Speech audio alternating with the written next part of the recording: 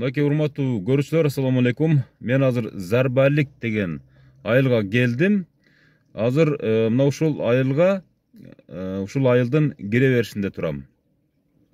Анткени мына ушул айылда жашаган келини кайненесин кутуктаганы турат.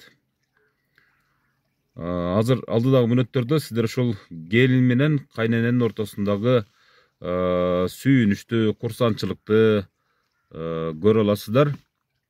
Андыктан акмалап туруңуздар. Бүгүнкү менен программасынын чыгарылышы кайнене менен келинге арналат.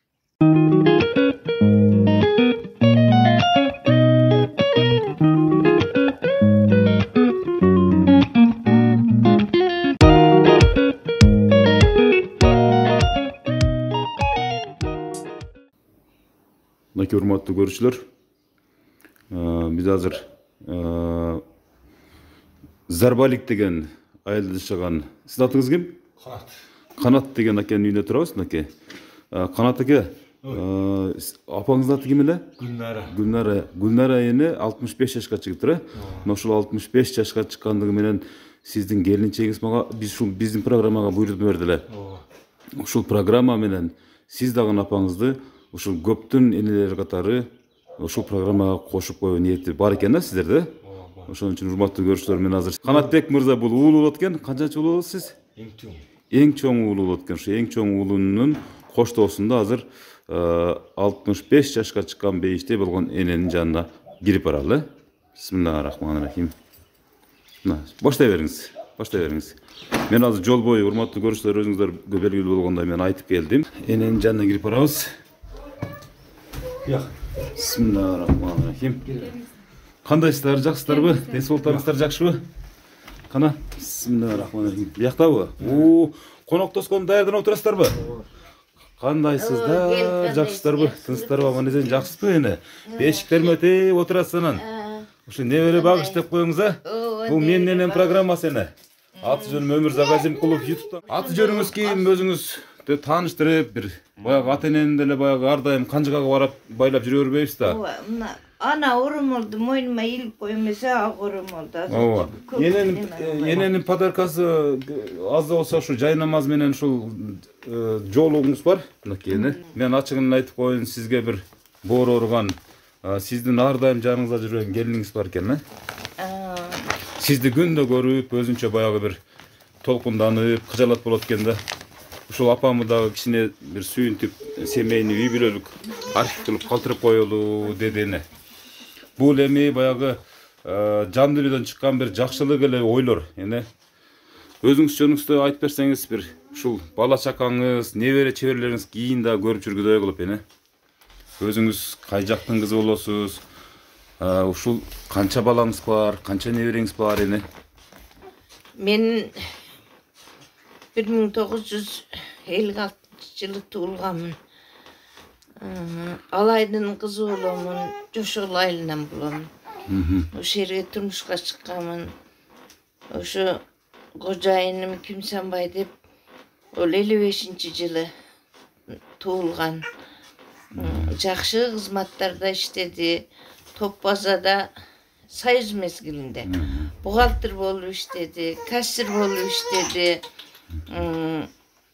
ревизор болуп иштеди, завсклад болуп, ондан кийин немеде иштеди, Оулгайынын пресс катчысы боломун деп калат эле. Анда жогорку билимдүү экен да, чалыңыз, жогорку билимдүү.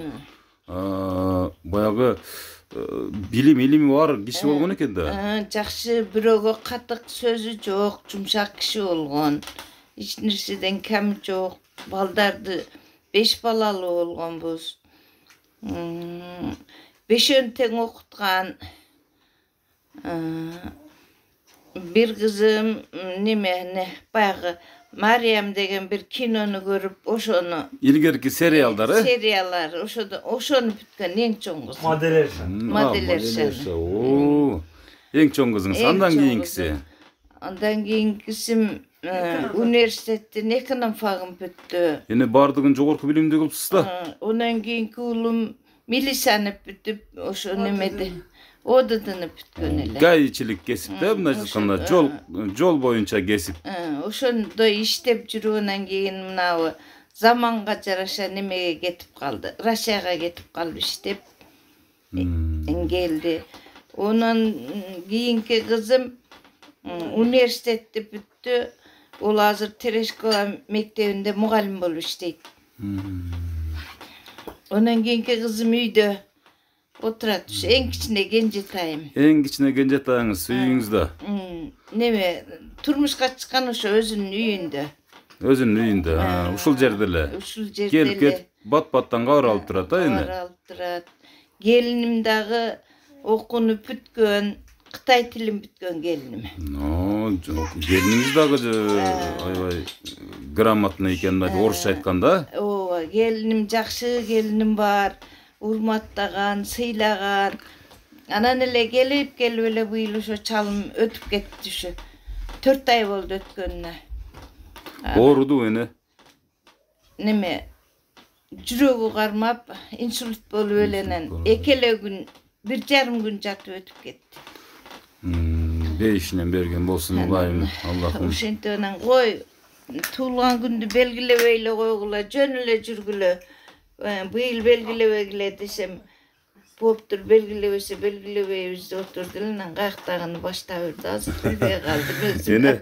Эне мындай болду да, булчу, буну мисалы сиздин дагы келиниңиз аябай акылдуу экен, биз азыр ойлонуп кеттим менчи. Буну YouTube'га чыгарбаңыз. Бул биздин үй бүлөлүк архив болуп калсын, Өмүрзак байке деп мага атайын сурангандан мен ушул нерсени туура көрүп, макул эгерде сиздер буйрутма берсеңиздер, анда мен барып ошо энени сүйлөтүп, үй бүлөлүк архив кылып берейин деп келип калдым эне. Бул кийинчерээк бир өзүңүз бир жайынча бир көңүлүңүз келип калса, анан кийин айтарсыз, эми чыгарып кое бер балам деп, Анан ошого дагы бака-шака түшкөндө сиз баягы көз жашыңыз көл болуп, баягы көңүлүңүз чөгүп кетпесин деп жалгыз тартып, жалгыз архив кылып калтырып коеюн, эне.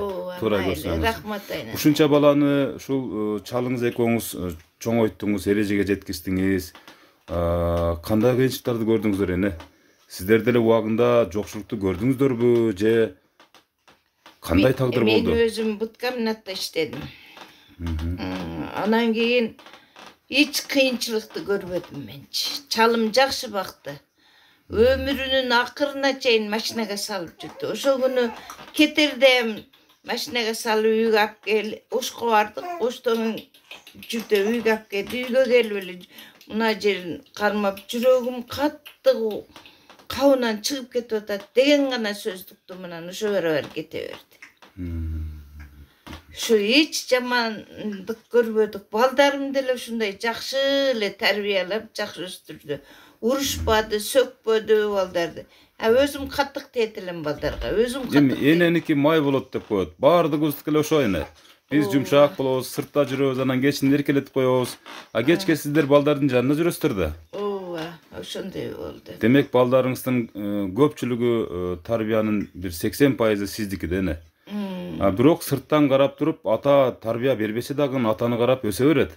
Атаны карап түзөлө берет балдар, туурабы? Ооба. Ошол эне, эми могул ушу жаштарга азыркы мына ушул биз бүгүнкү теманы, ушул теманы кайнене менен келиндин ортосундагы мамиле деп койгонбуз эне. Келиниңиз тууралуу айтып бериңизчи. Канча келиниңиз бар? Кимиси өзгөчө? Кимисин өзгөчө жакшы көрөсүз? Эми балдардын баарын жакшы көрөсүз, бирок келиндерди кичине айырмалайт да кайнене, аны жашырганда не туурабы? 4 кыз 1 уулум бар. 4 кыз 1 уулдун ичинде ошо келиними бардыгинен өдө көрөм мен. Урматтайт, сыйлайт. Кыздарды айтам, мен домоюман чыгып кеткенсиңер, мен келиним гана деймин деп айтам өздөрүнө. Сыйыңар менен Тасторконун жасаган нан чайын жеп кете бергиле кыздарым дейм. Келиним аябай акылдуу, жакшы. Келиним ушу немеси, атасы, апасы жакшы адамдар болгон. Атасы айыл өкмөт болуп иштеп турган, апасы мектепте мугалим болуп иштеген. Анан кийин олор эми тагдыр насип экен пешенеси. Атасы эми тез эле өтүп кетти, апасы деле тез өтүп кетти. Мен колума келгенден кийин. Анан немени келиним ошо кыздар менен мөдө баалаймын менчи. Жакшы келин. Эне келиниңиз айтты да күндө мындай ары туруп иш кылып, бери туруп иш кылганда кайненемдин көзүнө эми ошол кайнатасындагы ойлоп анан сизди карап туруп анан кийин ойлоп тур да ушундай бир жыйынтыкка келип тур да кантип кайненемдин көңүлүн көтөрсөм, жырдап берсемби же бийлеп берсемби деген да ойлор кеткен чыгар балким. Бирок бир ушундай интернетте чукуп атып, ушул менин энем программасын таап, анан энелердин сүйлөгөнүн көрүп, мен да кайненеми эми атам жок болсо, апам жок болсо жок деген ушу кайненеми ушундай энелердин катарына кошуп коеюн. Бирок чыгарар мезгилин өзүбүз айтабыз байке деп суранды. Ошон үчүн сизден кеңири маек алып атам эне. Менем кеңири мынау ушу айылдын ичинде мен эч келиними жаман деп айта албайм. Келиндин астысы деймин. А келиним мени жаман деп айткан эмес. Эч Раса баягы үйдө болгондон кийин мынаны кылбапсың, балаңы карабапсың деп урушсам мага тике карап сүйлөгөн неме кыз эмес да, келин эмес. Ошон үчүн келин жакшы көрөм. Чалым да жакшы көрөт эле. Анан кийин айтат эле, кыздарымдай эле көрөм сени. Менин больницада жатсам кыздарым сурагыча келиним сурап турат эле. Жакшы көрөм деп айтат эле, аябай жакшы көрөм деп айтат эле. Сырдашыңыз перчети, баягы күндө көргөн эң жакын адамыңыз. Анан ушул сизди дагы Кудайым буйрса, бул 65 жаш эч кеп эмес эне. Кудайым буйрса ушу келиниңиздин ысык чайы, жакшы сөзү болуп турса, Кудайым буйрса 100 жаштык бир салтанаттуу тоюңузга келели деп ниет кылып келели. Кудайым буйрса көп жашаңыз эне. Эми баягы өткөн кеткен баары мыйзамдуу көрүнүшкөн дене. Ага эч пенденин колунан эч нерсе келбейт экен Куран окугандан башкачы. Ошон үчүн атабыздын арбагы да ушу келинин коргоп, неберелерин коргоп турсун деген бир максатта ниетти билдирели эне. Ошон үчүн эми ушул азыркы ушу келин менен кайнененин ортосундагы мамиле, азыркы келиндер боюнча бир-эки ооз сөз айтып берсеңиз. Азыркы Сиз биринчи келин болуп баргандагы менен азыркы ушу келиниңиздин немесин салыштырып берсеңиз. Мен ондой митам адам эмес экенмин. Анан кийин кайненем жош кампир болгон да, о кампир менен катык сөзү тийген эмес. Балам ботом, анан мынаны кылдың, ананы кылдың дебейт эле. Биздин малыбызда жалаң эле арагы сөйлө жүрө берет элек. Көчөдө ырда беришип, жетелешип жүрө берет элек. Ошондой болсо эм эмне иштин, каерде калдың, эмне болдуң деп сурабаган кампир эле. Эми пешенем экен буягы мындай болду. Эне ошол мезгилде сиз да кайненеңизге аябай мээрим төккөнсүз да. Ошон үчүн бул кайтар дүйнө деп коет. Ошол кайтып атат мынакей ушул секундтарда. Мына бул факт же. Факт ошо. Туура. Мына азыр келиңиздин колуңуздан чайды ичип атасыз. Жада калса мынтип сизди таң калтырып, сюрприз уюштуруп атат. Жада калса сиз мындай бир көңүлүңүз чөккөн мезгилде мынтип көңүлүңүздү көтөрүп атат. Мындан өткөн бакыт барбы? Ооба, кечкурунтан бери али оромол жаба коет, али сала коет бечара. Анан ону көрүп алып, өзүм ыйлагым келип, ушунча саат дасторкон жасап, бекер кыйналып, зарылбей жасабай эле койсоң деле болот. Жыл өткөндөн кийин деле жасасаң болот, балам деп айтам да. Жок апа, кыйналган жокмун. Жөн эле неме кылып кое берейин. Ким насиби келген кошулсун, жеп ичип кете берсин деп ошондой кылып. Өтө адал ниет, жакшы ниеттене.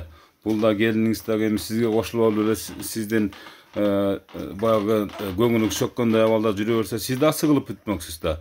Андан көрө кой деп баягы эми бул келиндин эми бул баягы сиздин баягы кыздай көргөнүңүздүн таасири да эне. Сиз кыздай көрүп, кыздай мамиле жасап, ушунчалык баягы сиңирип койгонсуз да мээримди. Ошон үчүн сизден айланчыктап, сиздин көзүңүз менен кошо тегеренген ошол. Рахмат ушу келинге. Көп жашасын айнанайын. Ушу мени сыйласа, муну Аллахым сыйласын. Келини эм өзүндөй болсун. Күйөө балдары эм жакшы болсун. Ушу ул мөкөт өлүк бир болсун, бирге жүрсүн. Ушу салган үйлөрү, кылган тиричиликтери өздөрүнө буйруп насип кылсын. Мен Алладан ушуну гана суранып тиленемин. Омин эне. Кудайым. Анан ошону менен бирге силерге рахмат айнанайын. Көп жашагыла, ушинтип тартып жүрө бергиле. Tilеген максатыңарды Алла кабыл кылсын. Жакшы үйүңөргө жакшылыктарды каалайм силерге. Birinci gelgende bir jininiz gelip ketayın ha. Biraz mınday çol verdiniz ha, biraz bakadım men. Biroq hem biz enelerdiçi sizlerden çolgonуңуздар, sizlerden kıkırganуңуздар, uruşkanуңуздар, sökönүңүздөр бардык балдар үчүн майда не. Жок, эми мен үстүмдө көгүм болсо, анан кийин кактаганы баштап чакырыптыр. Бул кимиси чакырды. Мен да коркуп кеттим. Чыгашка деп айтып берет деп Жээнбековдун убагындай. Бирок андай кылбайт энелер. Энелер эч качан андай кылбайт. Себеп дегенде мен ушунча эне тарттым эже ар кандай аймактарданчы. Биринин дагы бир жаман характерин, жаман мүнөзүн же бир жаман сөзүн уккан жерим жок. Бул болуп келген и боло берет. Aynen. Ошол эми siz жакшы көргөн балаңыздан, siz жакшы көргөн келиниңизден, анан бул бешик терметип аткан кызым болот. Кызыңыздан бир маек алалы, уруксат берсеңиз. Сиз азыр буларга ушу жалпы балдарыңызга, чет жактарда жүргөндөргө, неберелериңизге бир бата берип койсоңуз эне. Пон чакыры. Чакырапам. Пон чакыры.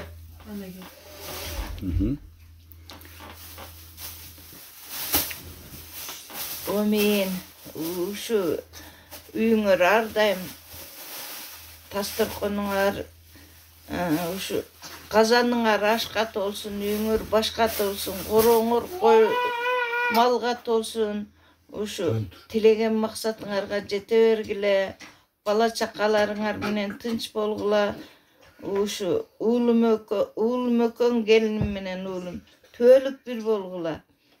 Ушу небире чебирели болгула. Анан 4 кыз менен бактылуу болсун, өздөрү менен өздөрү болсун, бала чакасы менен жолдоштору менен төөлүк бир болуп, аман эсен жүрө берсин. Булар небире чебирели болуп тынч болсун.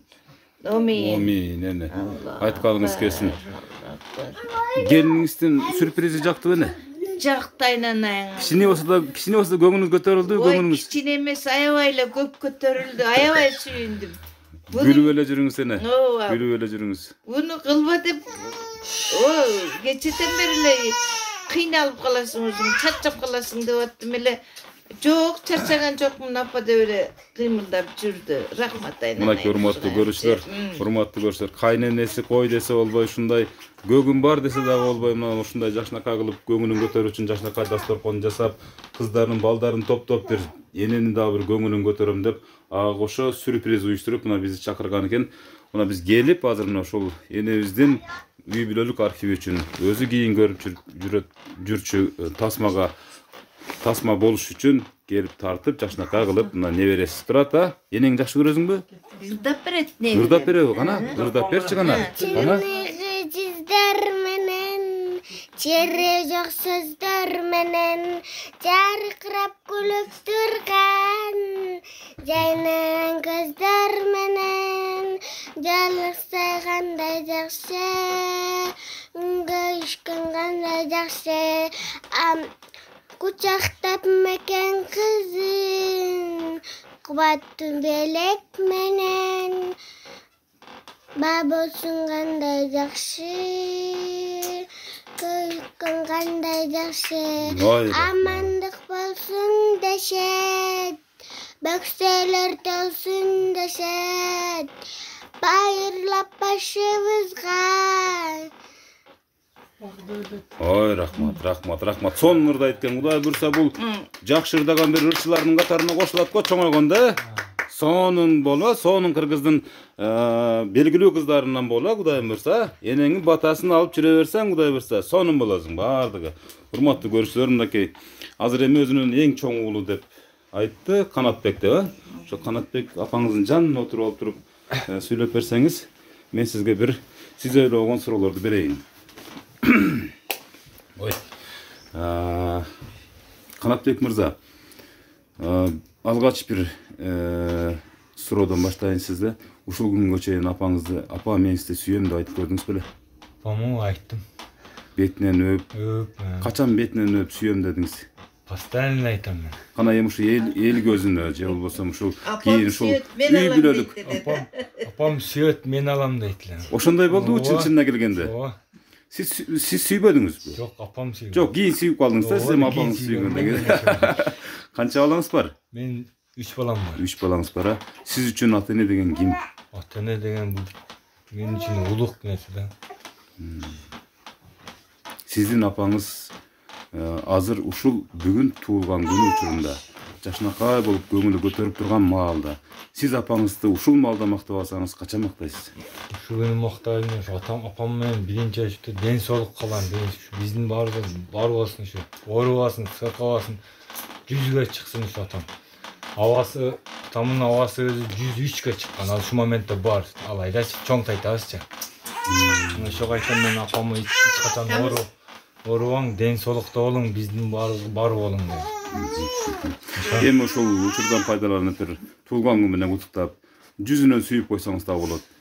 Апам менен туулган күнүңүз Анам күтөт. күтүм болсун. Эми сизге жана сиздин абышкаңызга эң биринчи бакыт тартуулаган ушул балаңыз да туурабы? Балалуу болдум деп сиз дагы сүйүнүп, абышкаңыз да сүйүнүп, ошо күндөн бир кыска айтып бербейсизби? Ал мезгилде кайда жашачусуз? Ал мезгилде бул туулганда чалым ошо Топ базада неме болуп иштейт эле. Расчетный бухгалтер болуп иштейт эле. Анан кийин бул 3 кыздан кийин бул туулган эле. Ат коюшка келгенде өзүнүн атасы, апасы, үкелери бир ар кимис ат кое беришкен экен. Анан үндөбөй отуруунан угуп, баарын угуп отуруунан кийин Саар менен жумушка кетип атканда Канатбек болсун деп атты коюп, анан атасына берип коюп, анан кетип калыптыр. Атаң арбай каскейт. Баарыбызда атты койдурбай эле кечеле айтып койсо биз отуруп калмакпыз деп анан Айыл өкмөткө барып анан атын коюп, анан кийин метрик алып берген чоң атасычы. Ошентип анан кийин баарыбыз күлүп. Ошондо ылайым ушу Канатбек балаңыз сиздерге канат болуп жүрсүн ар дайым, балдарына канат болсун дегенде, Ошо өзгөндүн деди, ушу бир жердин акиминин аты Канатбек экен. Ошонун атын койдум деп кийин күлүп жүрдү. Ооба, эми ата дагы ырымдап, жакшынакай ниет кылып, жакшы болсун деп койгонда, Кудай буйруса, балаңыз да мына азыр көрүп турабыз, өзүңүз деле мактап турасыз. Жаман болгон жок, Кудайга шүгүр, туурабы эне? Ооба. Атасын неме кылып, ошо алыс жакта болсо ham немесине бир күн болсо ham атасынын жүзүн көрүп, анан кийин жакшынак кылып узатып алды, Кудайга шүгүр. Жалгызмын дебеди. Жалгыздын иши курусун экен, өзү жалгыз болсун. Эне бул мына жалгыздык ар бир адамдын башында бар. 10 бала болсо дагы ар бири жалгыз бойдон калат, жалгыз бойдон кетет. Ошон үчүн мына сизге окшогон энеси бар Канатбек бүгүнкү күндө жалгыз эмес. Кудай буйруса, Канатбек мырзанын апасы бар. Канатбек мырза сизге жакшынакай сөздөрүн, сиздин келиниңиз жакшынакай тамактарын берип турса, 100гө чыгыш кеп эмес эне. 100гө чыгыш кеп эмес. Кудай буйруса ошол күндөр жолугайлы. Эми ушул жанатан бери мактап аткан келиниңизди бир сөзгө тарталы. Андан кийин кызыңызды сөзгө тарталы. Чакыр жеңем. Жакшы, жакшы. Келингенге чейин кызыңыздан ала бербейлиби? Кызыңыз жанында отурбайсызбы бир? Могу жака келбейсизби? Мен ушу жака жылып алайын, Жакшы келип. Эми кыз киши деген бул атага дагы, апага дагы жакын болот, Эми бала деле жакын болот, бирок балага караганда бул көпчүлүк ушинтип айтып жүрөт да, өзү бирок факт туура эле болот. Сиз үчүн апаңыз ким? Сиз апаңызды канча убакыт көрбөй калсаңыз сагынып каласыз? Мен апамы күн сайын звонок кылам, видеозвонок кылам. Көрбөй калсам ошо видеозвонок кылам. Тез-тез эле келип апаман кабар алып турам. Ошо. Эне катары, апа катары апаңыздын көзүнчө бетме-бет отурасыз азырчы. Мактаңызчы бир. Бүгүн мактабаганда качан мактайсыз? Сиз да энесиз, туурабы? Мына апанын түйшүгүн жоон териңиз менен сезген адамсыз. Эне деген демек ким экен? Апам биз үчүн эң ыйык нерсе, эң кымбат нерсе. Биз апамды жакшы көрөбүз, бардыгыбыз. Апам ыйык, апам кымбат бардыгынан. Сиз да балдарыңызды көрүп туруп, анан энелик бир касиетти, энелик тагдырды башыңыздан өткөрүп атканыңызды сездиңиз да, туурабы? Ошон үчүн сиз ушул апаңызды ушу жүзүнөн сүйүп, апа, мен сизди өтө жакшы көрөм деп канча күндө бир айтасыз? Күндө айттым. Күндө айтасызбы? Кана көрсөтүңүзчү анда күндө айткан сөздөрүңүздү. Мен сизди жакшы көрөм. Урматтуу көрүүчүлөр, сиз канчанчы кыз болосуз? 3-чү. 3-чү кызы. Атыңыз ким? Назгүл. Назгүл деген 3-чү кызы. Өзүнүн апасын мынакей арай көзү чарай сиздердин назарыңыздарда жүзүнөн сүйүп, курсанчылыгын билдирип атат. Эми каалоо тилектерди айтып берсеңиз болот, мындай жаныңызда отурган апаңызга жүрөктөн чыккан каалоо тилектериңиз.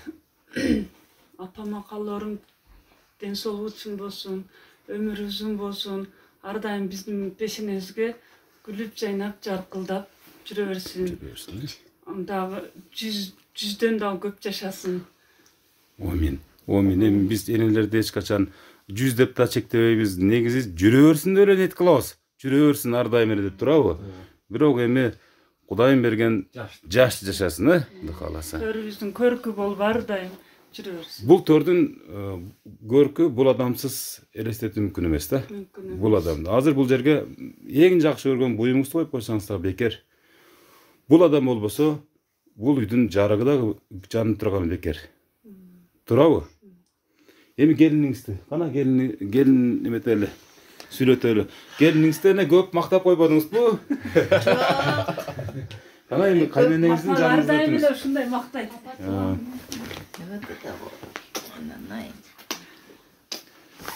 Эне мына ушул келиниңиздин белеги сиз үчүн. Рахмат үчүн айтып атпайм, рахмат.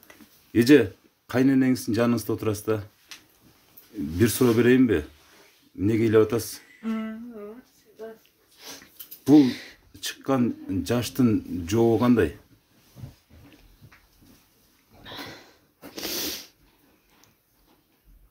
Урматтуу көрүүчүлөр, мынакей келини кайненесинин жанында өзүнүн, бул албетте кубанычтын көз жашы деп билели. Кубанычтын көз жашы. Сөз жок болуп атабы? Апа, туган күнүңүз менен. Рахмат, Өмүрүңүз айналайын. узун болсун. Биздин төрүбүздө дайыма күлүп жайнап эле жүрө бериңиз. Балдарыңыздын, кыздарыңыздын, неберелериңиздин Сенин бардыгыңардын. сыйыбызда дайыма сыйлашып, бири-бирибизди түшүнүшүп, дайыма төрүбүздүн көркү болуп жүрүңүз. Өмүрүңүз узун, ден соолугуңуз чын. Жүзүңүздөн күлкү кетпей. Рахмат, айналайын, рахмат. Эң биринчи Алла Таалам ушу ден соолук берсин сизге. Жакшы күндөрдү дайым насип кылсын. Амин, айтканыңыз келсин. Кайненеңизден нелерди үйрөндүңүз? Апаман бардык нерсени үйрөндүм. Эч нерсени билбей эле келген, бардыгын үйрөндүм. Кумир туткан адамыңыз ким? Ушу апам. Ушундай кайнене, ушундай адам, ушундай апа болгуңуз келет, Ушундай апа, ушундай кайнене болсом деп эле тиленип келем. Келгениме 15 жылга жакындап атат. Өзүңүздөр канча бир туугансыздар? Өзүбүз 4 бир тууганбыз. 4 бир туугансыздар, э? Мына ушул энебиздин, бейиштин образында турган энебиздин үйүндө түтүн булатканыңыздарга 15 жыл болуп калыптыр, э? 15 жылга жакын. 15 жылга жакындап калды. Ушул 15 жылдын ичинде сиз дагы келин катары кандидаттык диссертация жактап калыпсыз да. Дээрлик ушинтип айтса болот эми мындайча, эми тамаша чын аралаштырып туруп сүйлөп калалы. Деги эле кайнене менен келиндин ортосунда мамиле эгерде сиздердикиндей болуп, жакшынакай болуш үчүн башкаларга эмне дейт элеңиз? Турмушта бардык эле нерсе болот. Ошонун баарына чыдап, бири-бирин түшүнүп, биринин ачуусу келгенде бири басып, биринин ачуусу бири-бирин колдоп эле турса, ошо баарынын эле жини келет, баарынын ачуусу келет. Ошол маалда бири-бирин түшүнүп, колдоп койсо эле, бул турмушта баары жакшы эле нерсеге барып өзүң апаңдай, өзүң ата энеңдей болуп, өзүң эле эме болуп калат экенсиң да. 1-2 жыл кыйналасың, андан кийин ушу өзүң жакка караганда наоборот ушул жакка эме болуп калат экенсиң. Эми бул үй бүлө, бул энелердин тапкан ташыганы баардыгы сиздердики болуп калды да. эч кандай вариант жок, эч кандай айла жок. Себеп дегенде пешенеңизге ушундай бир периштедей болгон кайнене туш келиптир да. Алла Кудайга шүгүр, Алла. Эми куттуктап бүгүнкү туулган күн экен. Каалоо тилек билдирип коюңуз. Апа дагы бир ирет туулган күнүңүз менен. Өмүрүңүз узун, ден соолугуңуз чын. Дайыма биздин төрүбүздө, жакшылыгыбызда күлүп жайнап эле жүрө бериңиз. Сиздин күлүп турганыңыз биз үчүн бул чоң бакыт. Дайыма күлүп туруңуз, ден соолугуңуз болсун. Кыздарыңыздын, балдарыңыздын биздин тойлорубузда, жакшы күндөрүбүздө, төрүбүздө жүрүңүз. Ден соолугуңуз болсун. Эң биринчи ден соолугуңуз болсун. Урматтуу көрүүчүлөр, кайнене менен келин ортосунда мамиле ушундай болуш керек. Мындан өткөн мамиле бул ашыкча. Бүгүн ушул атыңызды бир ирет кайталап коесузбу? Атым Мирана. Мирана айым өзүнүн кайненесине болгон эң чоң сюрпризин, жолбосо бүгүнкү күнү белегин арнап отурат. Бул белеги Менин энем программасы. Менин энем программасы бул үй бүлө үчүн архив болуп калсын деген ниетте ушул келини, Мирана келини чакырып бизге буйртма бердилер. Мен келип тартып арай көз чырай сиздерге өзүнүн каалоо тилектерин, ниеттерин тартуулап бердик. Эми сиз ишиңизди кыла бериңиз. Рахмат чоң. Эми мына ушуларды сүйлөтүп коеюн эми. Ооба. Ушуларды сүйлөтүп коеюн. Ооба, кана. Сиз ырдап бердиңиз го сонун кылып. Сизди дагы сүйлөтөм. Кана сиз ким болосуз? Зафира. Зафира, сиз кимиз болосуз бул? Кызыны. Энебиздин. Экинчи эжем. Неме кызынын нерesi. Ошондо сиз энеңиз болобу? Тайнеңиз болот, а? Тайнеңизди жакшы көрөсүзбү? Кана ошону айтып бериңизчи. Тайнеңизге каалоо тилек билдириңиз. Тайне туған күнүңүз менен өмүрүңүз узун болсун. Биздин пешенебизге бар болуңуз. Дайыма жакшы күндөрдө күлүп жайнап отура бериңиз. Омин, жаштын тилегин билет дейт. Мына жүзгө чыгыңыз дейт. Омин, омин. Ана сен да айта бер. Эне туған күнүңүз менен мына сизге. Ойбой, мынакей урматтуу көрүүчүлөр, бул эмнеке мынакей көрсөтүп коюңузчу кана. Ойбой, бул кашыгыч экен мынакей. Жоонуңуз кычса, акырын сыр бербей тырнап койчу бир аябай сонун буюм экен урматтуу көрүүчүлөр мынакей. Небересинин атынан. Мына экинчи дагы бир небереси. Бул эмне экен бул? Ичинде эмне бар экен? Кана жаңы жылдык. Ойбой, бул тарак экен мынакей. Чачыңызды мына күзгүсү менен экен урматтуу көрүүчүлөр, мына неберелеринин белеги. Неберелериңиздин белеги жактыбы? Жакты, рахмат айнанайым. Чоң рахмат.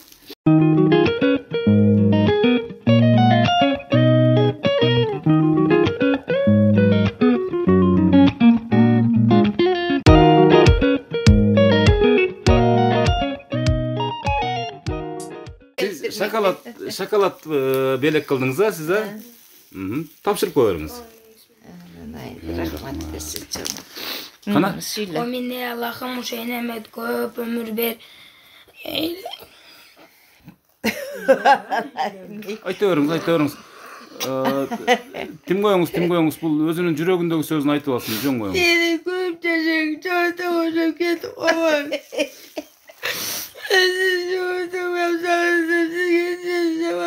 Жашына сүйтіп антып сөйлейм. Көп жашаң. Чоң атасы жакшы көрөт эле. Азамат, жүрөгү таза, өтө жүрөгү таза экен. Кулунчакка детсадка барды, мектепке окутту, машинадан түшүрбөй алып жүрөт эле. Энең ар дайым ден соолуктуу болсун, жүзгө чыксын, эч жакка кетпесин. Чоң атаң деле силердин жаныңарда. Эч качан ага кейбегиле. Мынакей. Эне көрдүңүзбү небереңиздин куттуктуу болсун. Чоң атасын ар дайым Куран окуйт, чоң атасын жакшы көрөт эле. Баягы неберелерин неме кылбастан муну эми жалгыз уулум дейт окшойт, чамасы ошо канаты болсун, куйругу болсун деп буну алып жүрүп анан эме кылып коюптур да.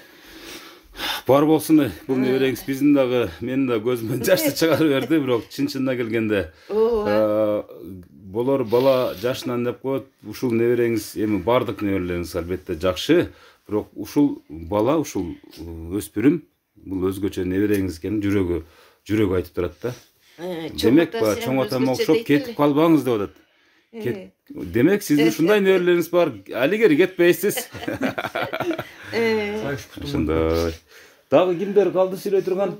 Эми урматтуу көрүүчүлөр, мынакей. Эми ооба, бардыгынын тирилиги бар. Бардык кыздарыңыз деле мына 4 кызыңыз, эң негизги келиниңиз менен өзүңүздүн жалгыз балаңыз, анан моундай мотурайган сонун периштедей болгон неберелериңиз жаныңызда турат. Бул эсеп. Туулгаңыз кут болсун, эже. Эне сизде 65 жашка чыкты деп эч ким ойлобойт экен.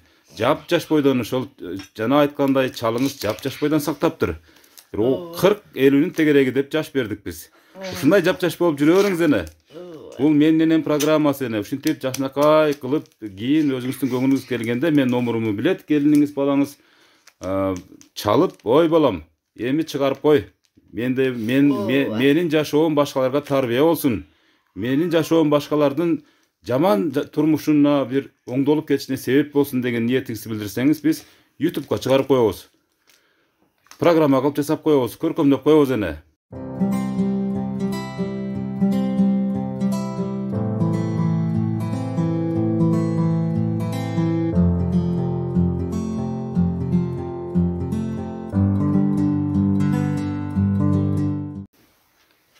Айнанайын. Ушу силердин программаңарга чоң ыраазычылык билдирем. Кайнене менен келиндер баары жаман жакшы айтышпастан, ушу менин келиндей бардыңардан үй бүлөңөрдө ушундай келиндер болсун Кудайым. Балдар болсун, улмаям Аллага шүгүр. Улмаям ыраазымын ушинтип кылган. Мына неберелериме өмүрлөрү узун болсун. Gelecekte ilimdүү, bilimdүү болсун. Шуларга дагы сүйүнүп толуп ташып турамын, айнанайын. Мен айтканыңыз келсин, айтканыңыз келсин. Алыста жүргөн кыздарым, кызыма, неберелериме, күйөөбаларыма, шуларам тынч болсун, шуларам келин алсын, келиндери кабыл болсун булардын. Күйөөбалдары эм жакшы чыксын. Кыз бере турган, келин ала турган болуп калышкан. Амин. Мына урматтуу көрүүчүлөр, Курманжан Даткай энебиздей болгон энебиздин батасын алып, биз бүгүнкү программаны жыйынтадык. Мына небересинин атын Курманжан Даткай койду. Мынакей, мына биздин сөзүбүзгө топ келип калды мынакей. Мен Курманжан Даткай энебизди эстедим эле, мына небересинин аты Курманжан Даткай энебиздей болгон. Наамды ысымды алыптыр. Ысымды ким койду? Энеси койду. Энебиз койду. Демек, биз азыркы сөзгө утурлай энебиздин болгондо да Курманжан Даткадай энебиздин батасын алып бүгүнкү программаны жыйынтадык. Неберелериңиз, чеберлериңиз менен аман болуңуз. Амин. Амин. Рахмат айнанайын. Сенин ишиңе ийгилик, денсаулык, үй бүлөңө бакты талайлык, түгөнбөс байлыктарды Кудайым Алла Таала бере берсин, ишиңе ийгилик болуп жүрө берген бала чакаң менен тынч болгон. Ой, рахмат, өмүрүң узун болсун. Сен дагы ушуга окшогон, энеңе окшогон бай берипчилер боло кийин, Батас тиеткени кайтар дүйнө. Кана бетинен өп койчу. Ана, мынакей. Рахмат. Рахмат. Рахмат эне. Урматтуу көрүүчүлөр, урматтуу менин программасынын сүйүктүү катталуучулары жана жалпы ушул программаны көрүп аткан энелер, алыста жүргөн мигранттар, жердештерибиз, энесин сагынгандар, энесин сыйлагандар, мынакей менин жанымда отурган энедей болгон апаңыздар болсо, сиздер дагы уктап калыңыздар. Эчкидей жашы калган апаларыбызды, аталарыбызды күн сайын эмес, секунд сайын көңүлүн көтөрүү биздин ыйык милдетибиз. Эне бар болуңуз. Бул келиниңиздин жасаган сюрприз сизге жактыбы? Жакты айнанайын, рахмат. Келиним көп жашасын. Жөн. Уулдун урматын, кыздын кызматын, уул мөкө тең көрүп, тең чоңойто берсин. Небере чебирелүү, кыбыралуу болсун Алла Таала ушу бергенин алып мөмөсүн жеп жүрө берсин. Мен айтканыңыз келсин. Эгерде сиз ушинтип көңүлүңүз бүгүн ушул секундтарда көтөрүлүп турса, демек бул менин программасынын максатына жетти эне. Кылайым сиздин сөздөрүңүз, сиздин баталарыңыз тегиз телегей тегиз кийинки муундарга себеп болсын эне. Эч качан оорубаңыз, сыркабаңыз, көңүлүңүз чөкпөсүн. Урматтуу көрүүчүлөр, сиздердин да ушундай бейиште болгон энеңиз болсо, атаңыз болсо, анда куттуктаганга шашыңыз. Алдыда биздин телефондар жазылып турат. Менин ат жөнүм Өмүрзак Азимкулов. Чоң рахмат. Кийинки дагы ушундай энелердин сүйүнүчүнөн жолукканга чейин аман эсен болуңуздар. Жакшы туруңуздар. Рахмат айнанай.